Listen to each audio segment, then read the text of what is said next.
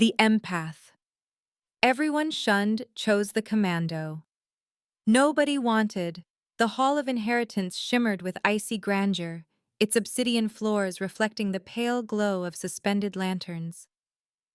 Princess Sira stood at the heart of the assembly, her azure fur and sharp, pointed ears setting her apart from the silver-skinned dignitaries that filled the chamber. Her amber, slit-pupil eyes flickered with unease as Lord Valen recited his practiced vows of devotion. "My loyalty, princess, is as unyielding as the winter moons," Lord Valen intoned, his silver cloak trailing like a serpent across the cold stone. "With you, our bloodlines shall entwine and restore the purity of our race." Sira heard the words, but beneath their gilded surface, she felt the jagged edges of contempt. Her empathic gift twisted in her chest. Each syllable Valen uttered was laced with revulsion and a hunger for power. The court watched, expressions schooled into polite neutrality, but Sira felt their silent judgment as a palpable weight pressing against her skin. To them, she was a relic, her feline heritage a stain on the throne. 8 suitors had come before Valen. Each time Sira stood poised, back straight, eyes bright. Each time she listened to their ornate promises and tasted only bitterness. The assembly was a theater of masks, jeweled veils, lacquered smiles, minds sealed tight against her probing. Only her father, Sovereign Malrek, stood exposed in her sight, his thoughts swirling, a cyclone of political desperation. "Is it not fitting, daughter?" Malrek's voice, rich with expectation, brushed her mind as he spoke aloud to the court. "The realm awaits your choice." She forced her gaze to the relic alcove, a shadowed recess at the edge of the hall. There, among the spoils of conquest, cracked banners, broken scepters, stood a cage. Inside, Marcus knelt, shackled and silent. He was human, with sun-browned skin marred by old scars, hair cropped short and ragged. No finery adorned him, only tattered remnants of his uniform. Where the courtiers radiated calculation, Marcus pulsed with raw, unfiltered pain. He did not look up. Yet Sira felt his mind, a thunderstorm wild and unguarded. Memories battered her, gunfire echoing across alien fields, the crash of comrades lost, the cold ache of captivity. Unlike the others, Marcus's emotions were uncloaked. There was no artifice, no pretense, only the honest wound of loss. Lord Valen finished his speech with a flourish. "Grant me the honor, princess. Let the old ways be cleansed." The court held its breath. Sira's pulse thundered.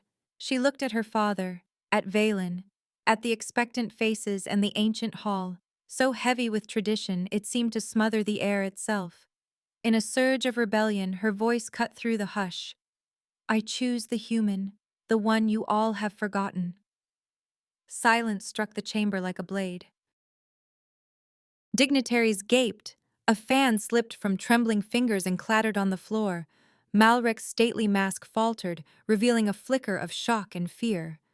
Lord Valen's lips parted, outrage twisting his features. "That creature," he spat, decorum momentarily forgotten. Sira straightened, her tail curling behind her, gaze unwavering. "Bring him to me, now!" The guards hesitated, their minds a flurry of confusion and disbelief. But the sovereign's curt nod sent them scurrying. They unlocked the cage, yanked Marcus to his feet. He staggered, hands bound, and was dragged from the relic alcove through a gauntlet of sneering courtiers. They jeered, some spitting curses under their breath. Marcus endured the ritual cleansing without a word. Ice-cold water sluiced over his skin, stripping away the grime of captivity, but not the scars. They dressed him in a simple robe, white, symbol of subservience, then marched him down torchlit corridors to Sira's private sanctuary. Her quarters were a world apart from the hall's chill. Moonlight spilled through latticework, painting her silken cushions and glass sculptures with silver shadows. Sira dismissed the guards with a flick of her hand, her voice velvet but edged with command. The door slid shut, leaving only the hush of anticipation. Marcus stood near the center of the room, chest rising in uneven gasps, fists clenched. The air crackled with his fear and fury. He took a step back, gaze darting to the door. "Why am I here?" His voice was hoarse, unused. Syrah approached slowly, ears pricked, tail swaying in measured rhythm. "You were not chosen for your chains, Marcus. I saw your pain. You hide nothing." He stared at her, confusion warring with suspicion. "You're one of them. Why do you care?" "I care," Syrah said, her own voice trembling now. "Because you are honest. I am surrounded by liars." His anguish erupted. He wheeled and struck the wall, the sound echoing like thunder. "You don't know what they took from me!" His shoulders heaved, and for a moment, Syrah thought he might shatter. She crossed the space between them, laying a gentle hand on his back. Her touch was tentative, her empathic senses braced for the maelstrom inside him. Marcus flinched but did not pull away. Syrah closed her eyes, letting herself be swept into the storm of his thoughts. She nearly drowned in the tumult. Flashes of battle, the searing loss of friends, the crushing isolation. It was agony, a tempest she had never known. But then, a memory surfaced. Sunlight, laughter, a young Marcus running through tall grass, free and unburdened. Syrah grasped that fragment and magnified it, sending calm into his chaos. She anchored them both, holding on as the storm gradually receded. The silence that followed was delicate, like the first thaw after a long winter. Marcus sagged, breath slowing, and Syrah knelt beside him. They sat together in the moonlit quiet, two survivors clinging to a fragile peace neither had known before. A tentative rhythm emerged. Marcus, wary and wounded, flinched at every shadow. The palace was a labyrinth of glass and cold light, and though he was free of his cell, he never stopped scanning corners, muscles tense as if the walls might close in. Syrah became his constant, sometimes a silent presence, sometimes a soothing touch. She moved with feline grace, senses attuned to his moods. In the sanctuary of her private gardens, she shaped a haven where the court's psychic static could not intrude, weaving shields of lavender and silver-leafed vines along the lattice. Here, Marcus found brief moments of ease. In the first days, their conversations were sparse. Marcus sat on a stone bench, arms wrapped tight around himself, gaze fixed on the shifting moonlight. Syrah joined him, wordless, letting the hush settle between them. One afternoon, as rain pattered softly outside the glass, she knelt beside him. "Would you let me help?" she asked, voice barely more than a whisper. His jaw clenched. "What do you want from me?" "Only to make the pain less," she said, offering her hand. Her claws retracted, palm gentle and unthreatening. He hesitated, then allowed her touch. The contact was a shock, cold at first, then a spreading warmth. She closed her eyes, reaching into the currents of his anguish. At first, her touch was a balm he barely tolerated. Images flickered between them. A battlefield wreathed in smoke, hands reaching for lost comrades, a child's laughter smothered by gunfire. When she opened her eyes, tears streaked his cheeks. He pulled away, ashamed, but Syrah only smiled, sadness mingling with understanding. "You survived, Marcus. That is enough." Their healing rituals became a lifeline. Syrah learned his triggers, the echo of boots on marble, the glint of ceremonial blades, the court's murmurs. She transformed her garden, introducing chimes that sang of distant earth and blue blossoms that opened only at night. Here, Marcus could breathe. With each session, she encouraged him to share more than pain. "Tell me about your friends," she coaxed one morning as he stood among the dew-dappled flowers. He looked away. "You wouldn't understand." "Try me." He took a breath, voice rough. "We called ourselves the Wildfire. We were good together, stupid, brave. I miss that." Syrah touched his arm, careful, gentle. Through his memories, she glimpsed camaraderie, the thrill of reckless joy, and the searing agony of loss.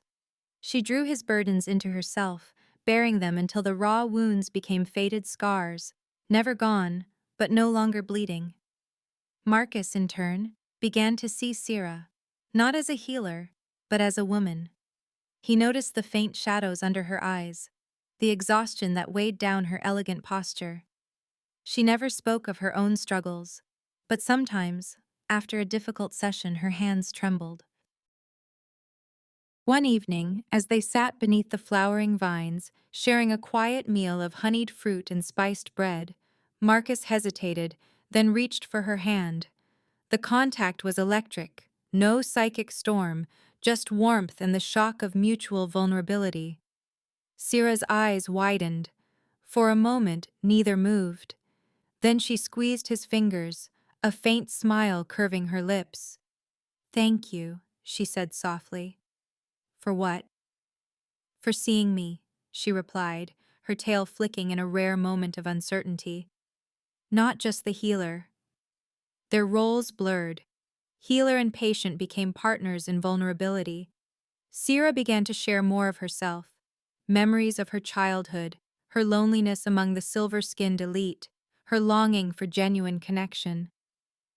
"It's strange," she admitted one night as they watched the stars through a lattice of leaves, "to be surrounded by people, yet always alone. They see my fur, my eyes, and remember the old stories.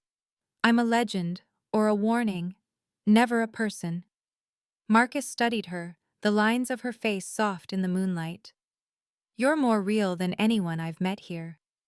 Her laughter was quiet, but genuine. "Careful, the court will say you're under my spell." He grinned, the expression unfamiliar but welcome. "Let them." Their bond deepened with each passing day. During a healing session, her touch lingered, his heartbeat quickened. The air between them grew charged, the silence heavy with possibility. Marcus began to find solace in her presence, drawing her close in the darkness of his mind. He no longer shrank from her touch. Instead, he reached for her when nightmares threatened, seeking comfort in her embrace. Sira's empathy shifted, no longer just a tool for healing, but a channel for longing. She craved his nearness, the warmth of his skin, the strength in his arms, the honest laughter she coaxed from him. Their connection became a lifeline, something neither had dared hope for. One evening, after a session that left them both breathless, Marcus brushed a strand of hair from her face. "You saved me," he murmured. She shook her head, voice trembling. "No, Marcus. We saved each other." Romance blossomed, hesitant, but undeniable. They shared secret smiles, stolen glances, the gentle brush of fingers along a cheek. In the privacy of her sanctuary, they let down their guards, building a fragile happiness in defiance of the court's scorn. Yet beyond the garden's borders, shadows gathered. High Advisor Relin, ever watchful and ambitious, lingered at the edge of Sira's world. With his gaunt frame draped in indigo robes and a face carved in perpetual disdain, he watched every interaction, his mind churning with calculation.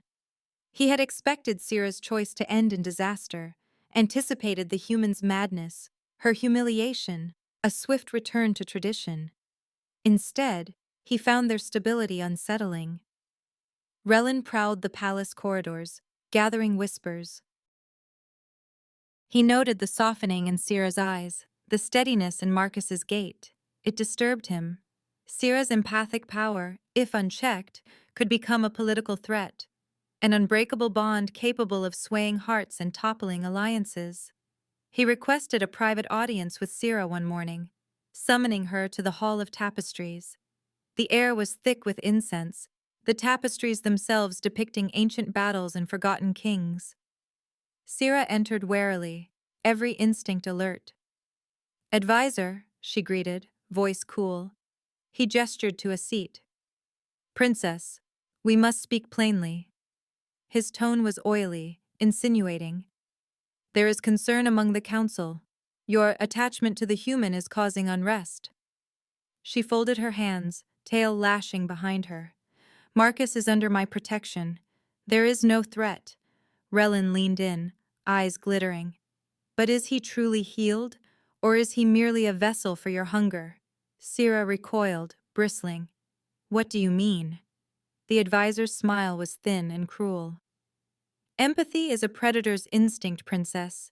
Your ancestors used it to hunt, to feed. The stories are not kind. He lowered his voice, weaving poison into every word. You claim to heal him, but how can you be sure you are not feeding on his pain, drawing strength from his suffering? She stared at him, anger and doubt warring in her chest. That is not what I am. He shrugged, feigning regret. We cannot always escape our nature. Be careful, princess.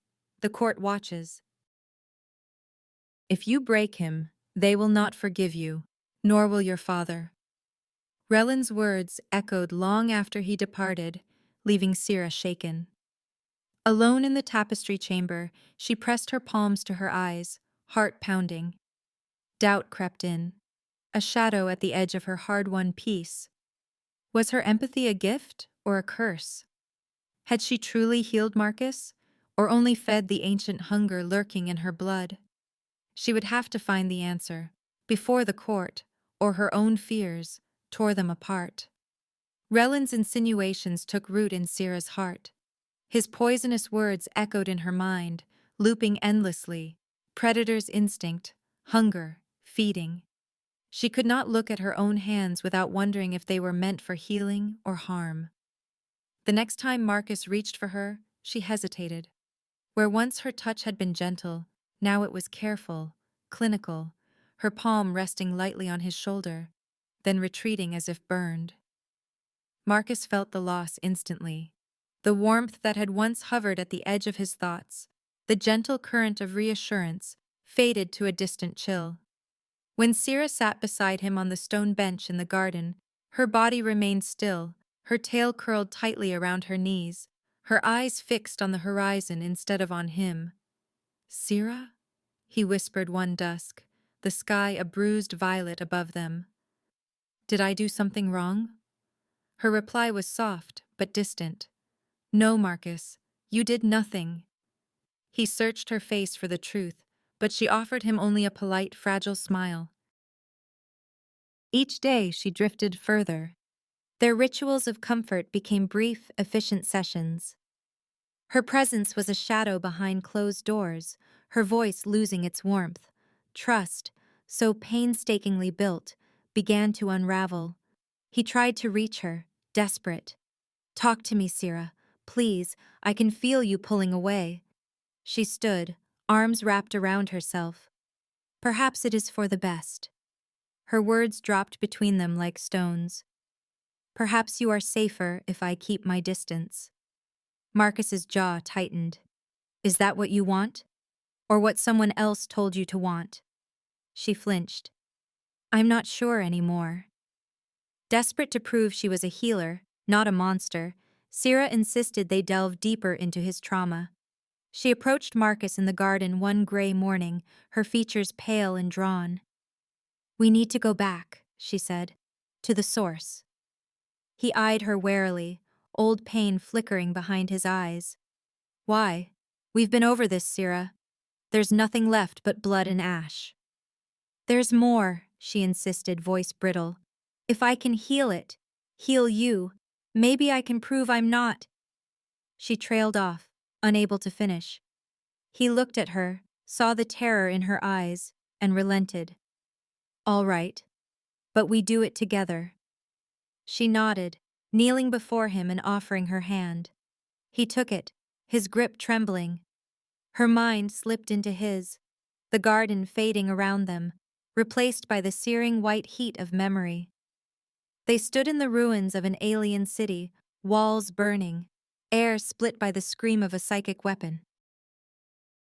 Marcus's squad, his family, fell to their knees, clutching their heads.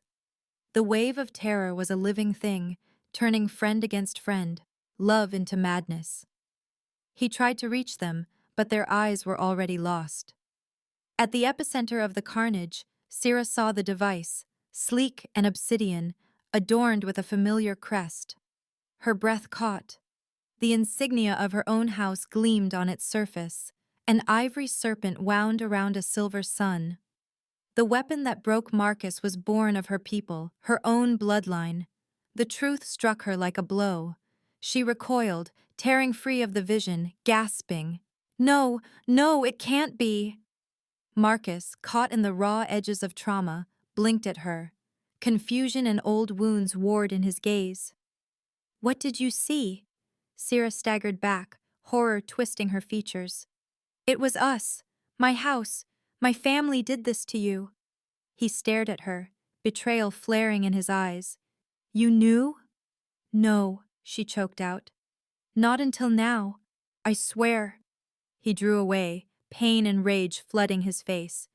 "All this time, you were my captor's daughter. You healed me while hiding the truth?" Syrah shook her head, tears welling. Marcus, I never would have." But the trust they had built, so fragile and precious, crumbled. Marcus turned from her, retreating into the shadows of the garden. Syrah reached after him, but her hand fell useless to her side. She could not cross the chasm between them. From that day, they avoided each other. The sanctuary that once held laughter and whispered confidences became a prison of silence and regret. Syrah wandered the moonlit paths, haunted by guilt. She could not sleep, could not eat. In the mirror, she saw only the monster Relin accused her of being. Marcus, without her presence to anchor him, spiraled. Nightmares claimed his sleep, visions of his squad, of Syrah's crest blazing on the weapon that destroyed them. He wandered the palace corridors at night, a ghost among shadows, fists clenched and jaw set. Sometimes he found himself at her door, but he never knocked. The court watched, whispering. Rumors spun through the marble halls. The princess and her human, cursed by her unnatural empathy. Relin's eyes missed nothing. Sensing opportunity, Relin gathered his allies in secret. He forged records, testimony from supposed healers, accounts of courtiers struck by sudden fits of emotion after encountering Syrah. He wove a tale of contagion, of empathic power spreading like a plague. At last, he brought his evidence to Sovereign Malrek in a dimly lit council chamber. "My lord," Relin intoned, laying out his falsified proofs, "your daughter's condition endangers us all. If left unchecked, her empathy may infect the court, undermine your authority, threaten the very foundation of our realm." Malrek's face was pale, eyes hollow with fear and calculation. "What would you have me do?" "There is precedent," Relin said, voice heavy with false sympathy. "The right of severance. It is the only way to protect our people and your legacy." The sovereign hesitated. For a heartbeat, a flicker of regret passed across his features. But scandal was a blade at his throat, and in the end, self-preservation triumphed. "Prepare the ritual," Malrek ordered. "No delays." Syrah was summoned under guard, escorted through the palace with cold efficiency. The corridors seemed to shrink around her, each familiar door now a barrier. She searched her father's face for mercy but found only fear. "Father, please." He looked away, voice trembling. "It is for your own good, Syrah." Relin stood behind him, lips curled in satisfaction. "You will be cared for," he lied smoothly. "The pain will pass." Syrah's hands shook as the guards led her away. In her heart, a storm of grief and terror raged. She was being unmade, everything that made her herself about to be stripped away. As she passed beneath the arches of her sanctuary for what might be the last time, she stretched her senses desperately, reaching for the one mind she needed most. Her thoughts brushed Marcus, raw, frantic. "Don't let me disappear." Marcus jerked upright in his quarters, the echo of her voice thrumming through him, full of pleading and fear.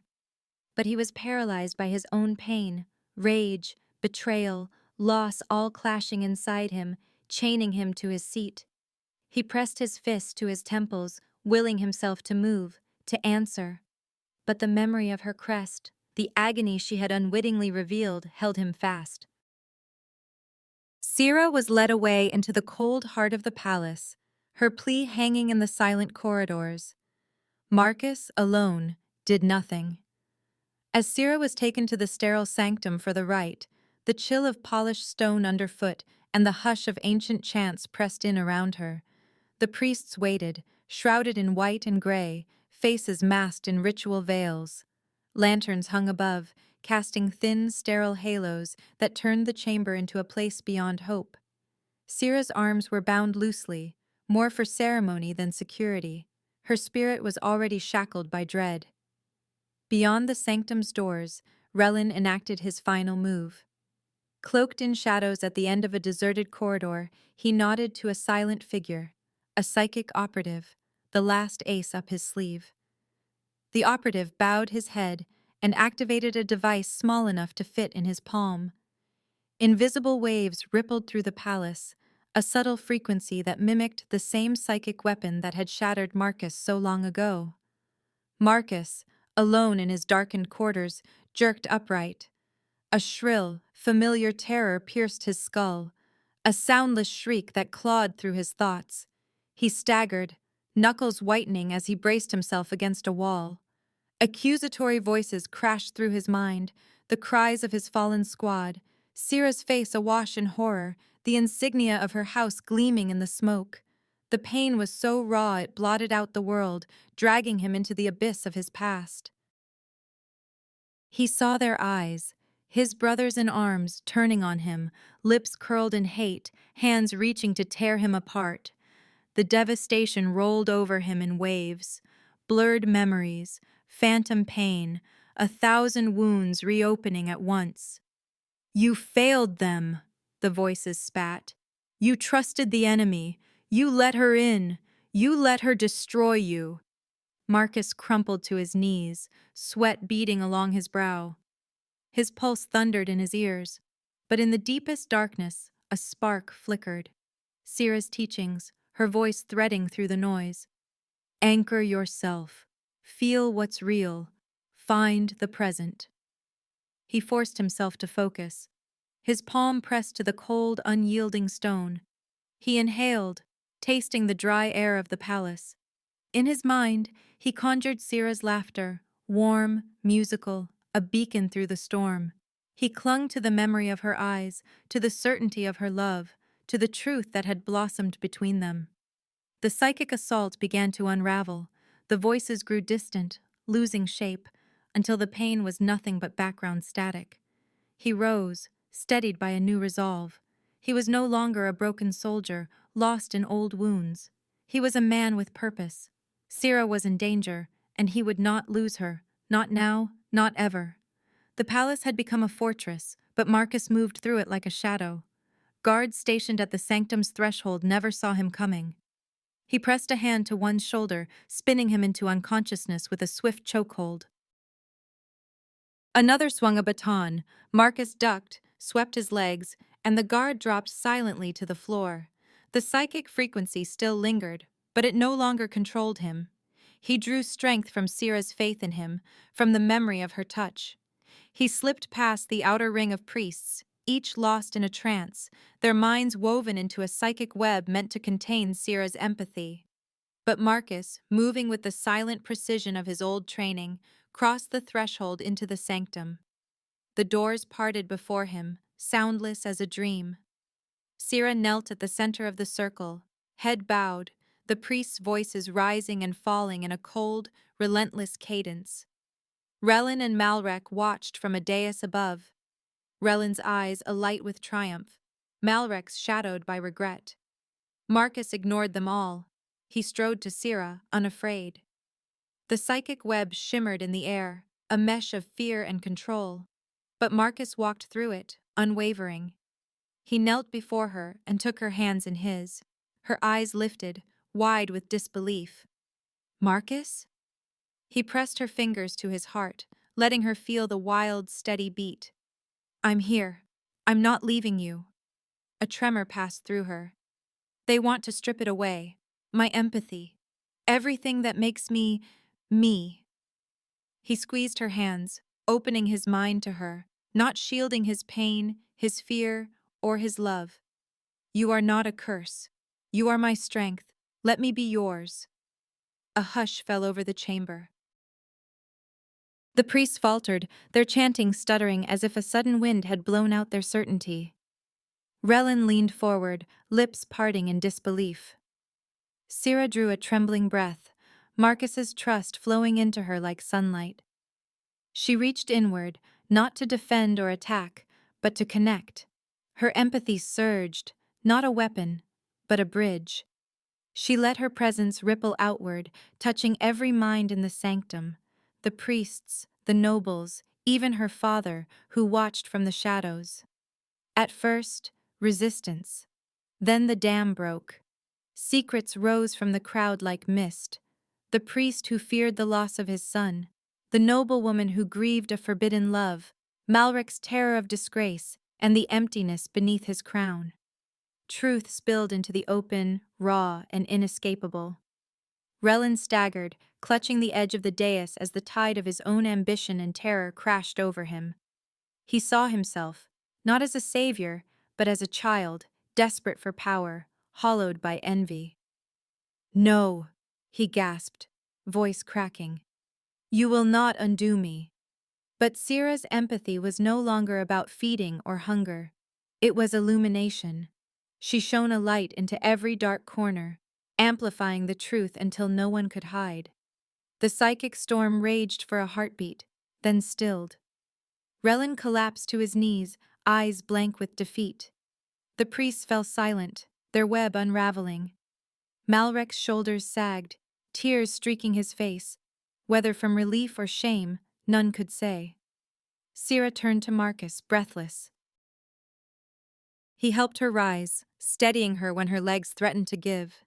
She looked around the sanctum, at the broken chains, the odd faces, the dawn breaking through the high windows. Something inside her had changed. She was no longer afraid of her gift, nor of her love. She squeezed Marcus's hand, holding his gaze. "You saved me," she whispered. He smiled, eyes shining with pride. "No, Syrah, we saved each other." Hand in hand, they walked from the sanctum, leaving behind the chains of their old lives. The court parted before them, uncertain but unable to look away. With every step, Syrah felt lighter, no longer burdened by shame or fear, but buoyed by love and truth. For the first time, she was free. 5 years later, on the terraformed world of Haven, Marcus and Syrah had built a life of quiet joy, a cottage of stone and wood in a secluded valley, a garden where earth's beans grew beside native starfruit. The roof was steep and the porch wide, shaded by flowering vines that tangled in the eaves. Marcus rose with the dawn, hands calloused from honest labor, and Syrah stretched beside him, her azure fur warmed by soft sunlight filtered through curtains she had woven herself. Here, the days moved slowly, measured by the lazy sweep of clouds and the rise and fall of unfamiliar birdsong. Marcus was at peace. The haunted look that had once shadowed his eyes was gone, replaced by the easy confidence of a man who knew himself at last. The Commando, the legend, had faded into memory. Now he was a gardener, a builder, a partner. Sometimes, as he split wood behind the cottage or knelt to weed a tangled row of peas, Syrah would pause on the porch to watch him, pride and affection radiating from her in gentle waves. Syrah's empathy, once a wild tempest, was now a gentle tide. She felt the calm pulse of the land, roots drinking deep, small creatures burrowing, the faint hum of wind across stone. She sensed the sleepy contentment of their beast of burden, a massive, wolf-like creature with razor claws and bony spines along its back. The beast, despite its fearsome appearance, snored softly in the midday heat, dreaming of fresh grass and salt licks. Most of all, Syrah basked in the steady peace that filled Marcus's mind. His thoughts, once jagged and raw, were now smooth as river stones, full of quiet joy, simple plans for the evening meal, the echo of her laughter. Their lives intertwined in small moments, Syrah watching Marcus from the porch as he worked, Marcus brushing a stray lock of her hair behind her pointed ear, his rough fingers lingering in a gesture of comfort. Sometimes, when dusk deepened and shadows stretched long across the valley, Sierra would find Marcus waiting on the porch steps, his hand outstretched, inviting her to join him in silent appreciation of the world they had made. Their thoughts would brush, her contentment mingling with his gratitude, two minds echoing a single truth: home. One afternoon, Sierra stood in the garden, her tail curling lazily as she harvested ripe starfruit. Marcus knelt nearby, sifting soil between his fingers, planting the last of the season's beans. The air was sweet, with the scent of earth and pollen. Somewhere beyond the hills, a melody drifted, notes from a flute, played by a distant settler, celebrating the arrival of spring. Marcus paused, his hands suddenly still. The melody shifted, a high, keening note cutting through the air. For an instant, he froze, breath caught in his throat. The sound, so like the psychic weapon's scream that had once shattered him, ripped open old scars. The valley seemed to fall silent, the sun paling, the air thickening with remembered terror. He knelt, head bowed, fists pressing into the soil. The ghosts gathered, his lost squad, the chaos of that final day, the swirl of Sierra's family crest gleaming on alien steel. Accusatory voices crowded in, the weight of old guilt pressing down. Marcus's heart hammered, pulse stuttering. But Sierra was there. She set down her basket and crossed to him, kneeling in the dirt at his side. She did not reach for his mind as a healer. She did not try to banish the pain. Instead, she placed her hand atop his, grounding him in the present. The warmth of her touch, the scent of crushed grass, the rustle of her breath against his ear. "It's all right," she whispered, her voice low and steady. "I'm here." He shuddered, eyes squeezed shut. "I thought it was gone." The nightmares, the sound. Just for a moment. She pressed her forehead to his, her tail curling around his leg, anchoring him. "You are not alone, Marcus, not anymore." He let her presence fill him, the steady pulse of her mind weaving through his. Together they faced the echo, the pain, the guilt, the storm. She did not take it from him, she simply shared it, holding the weight with him, standing with him among the ghosts. Gradually, the terror ebbed. The melody faded, the sunlight warmed, and the valley breathed again. Marcus opened his eyes to find Sierra watching him, worry and love shining in her amber gaze. He managed a shaky smile. "I'm sorry." She shook her head, brushing his cheek with her knuckles. "There is nothing to be sorry for. We survived. We keep surviving." Their intimacy deepened in the aftermath of the storm. Marcus turned to her, burying his face in her neck, breathing in her familiar scent. Warm fur, sweet earth, wildflowers. She cradled him, her arms strong, her heartbeat a steady drum against his cheek. He drew her close, their bodies entwining in the long grass. Her tail wrapped around his thigh, holding him tight, and he traced the line of her jaw, marveling at the softness beneath her strength. "I love you," he murmured, fierce and certain. She answered with a kiss, fierce as his words, tasting of devotion and defiance. The world narrowed to the heat of their skin, the press of lips and hands, the silent promises exchanged in touch and breath. Each movement was a testament, a declaration that they had survived, that the past could not break them, that they had built something beautiful together. When the sun dipped below the hills, casting the valley in gold and violet, they lay side by side, fingers twined. Marcus watched the sky, a small smile playing on his lips. "I never thought I'd have this," he admitted, voice thick with wonder. "Not after everything." Sierra curled against him, her ear pressed to his chest. "We made it, Marcus.